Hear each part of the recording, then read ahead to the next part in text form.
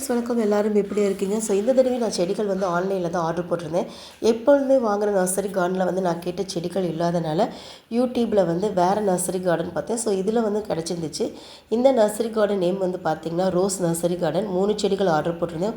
ஒன்று lemon grass, rosemary, அடுத்தது வந்து பார்த்திங்கன்னா இனிப்பு துளசி. 3 செடிகளுமே ரொம்ப அருமையாக நல்ல ஒரு குட் கண்டிஷனோட பேக்கேஜ் பண்ணி கொடுத்துருந்தாங்க.